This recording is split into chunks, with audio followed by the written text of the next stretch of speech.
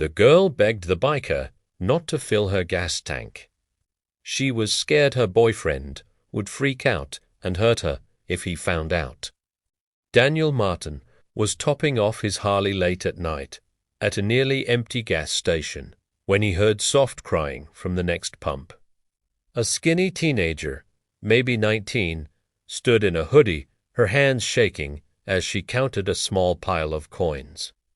She had about $3 in quarters and dimes, and her little Honda was bone dry.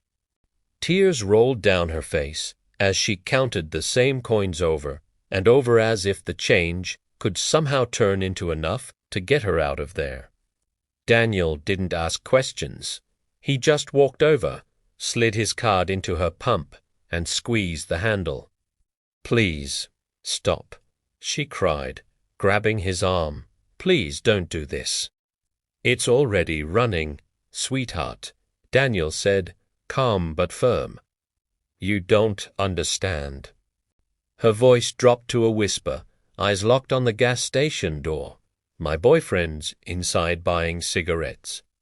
If he sees you helping me, he'll think I asked for it." "How much does he usually let you put in?"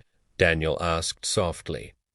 "Whatever these coins cover," she said, trembling, "just enough to get home."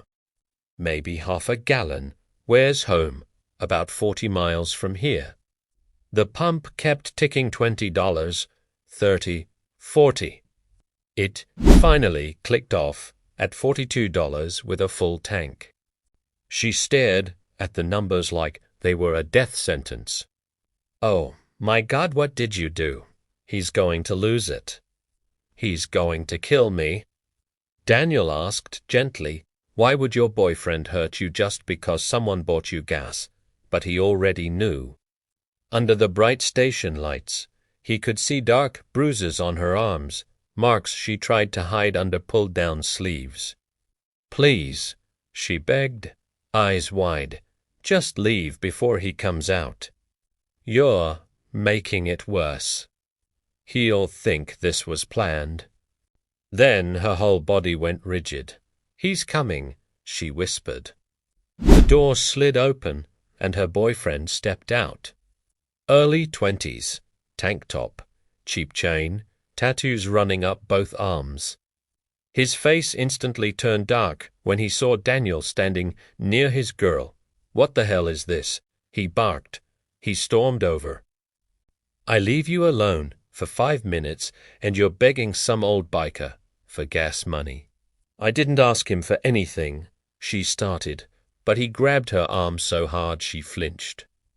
"No one fills a tank unless someone's asking for something," he snarled.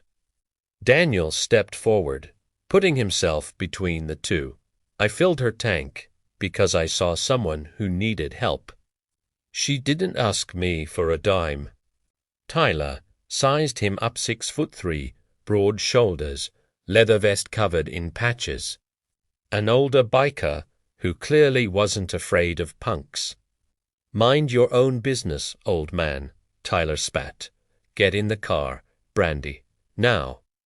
Daniel stood his ground.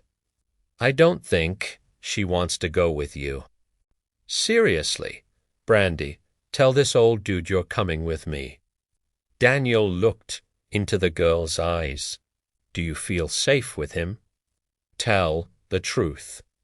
"She's fine," Tyler snapped before Brandy could answer. But she wrapped her arms around herself and cried silently.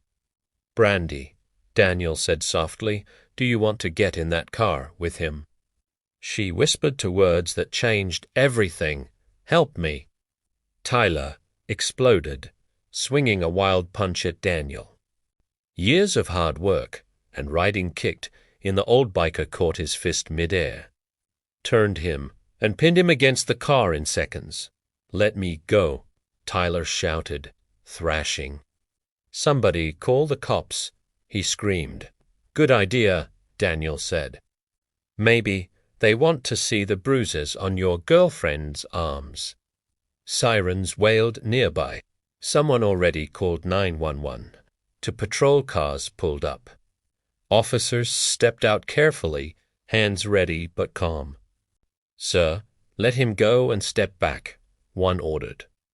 Daniel released Tyler immediately and raised his hands. Tyler yelled, "This psycho attacked me. Arrest him." The officer turned to Daniel. "Is that true?" "I stopped him from hurting his terrified girlfriend. She's covered in bruises." A female officer walked over to Brandy, who had sunk down on the curb, shaking. "Ma'am, are you hurt? Do you need medical help?" "I just want Brandy so bad." "To my mom's place in Nebraska. He made me move here 6 months ago." The radio crackled. "We've got to active warrants on Tyler Henderson domestic violence in Missouri and failure to appear in Kansas." Tyler's face went pale. "There, mistakes," he stammered, but the cuffs were on. He was loaded into the squad car, still shouting threats at Brandy. When they drove him away, the parking lot grew quiet. Brandy slowly walked over to Daniel and rolled up her sleeves, revealing bruises all over her arms. "You saved my life," she said. "How long has this been going on?" Daniel asked. "Since we moved here. He never gave me more than $3 for gas, so I couldn't leave." Tears streamed. "Today, I was finally going to try to run, but I only had $3. A domestic violence advocate arrived to take Brandy to a shelter. Before she left, Daniel pulled out his wallet and handed her $300. "I can't take this," Brandy protested. "You can. You will. This is your ticket back to Nebraska. Use it to get home safe." She hugged him tightly. "How do I pay you back?" "Someday, you'll see someone else who's scared and stuck. Help them, that's how." The advocate drove her away with a police escort.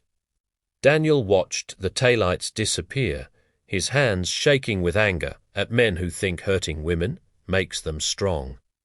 He swung his leg over his Harley and rode home, but that night never left his mind.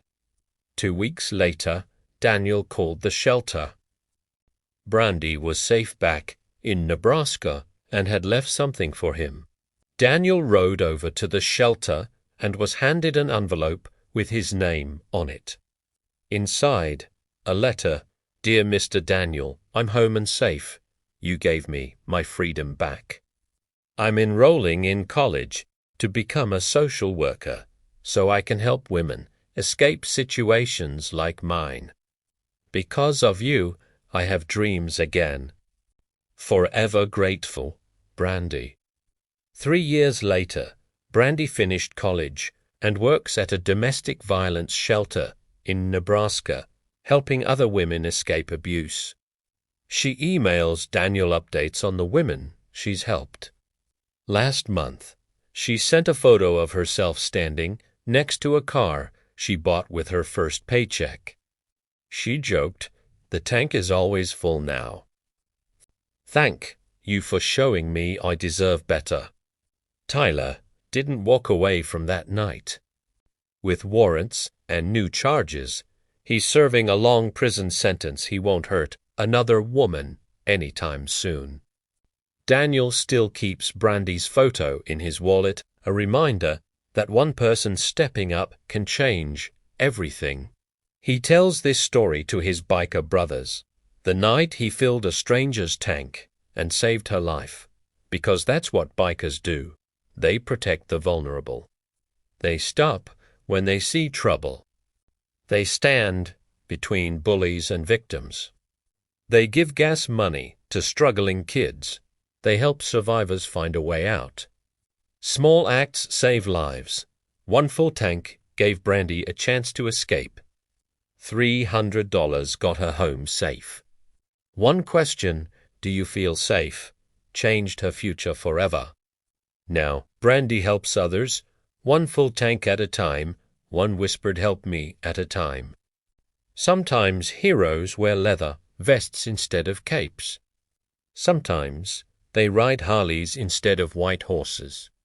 And sometimes being a hero is as simple as paying for a tank of gas for a girl with $3 in coins and a lifetime of bruises. If you believe there are still good bikers out there, if you believe in standing up for those who can't stand up for themselves, hit subscribe and support this community.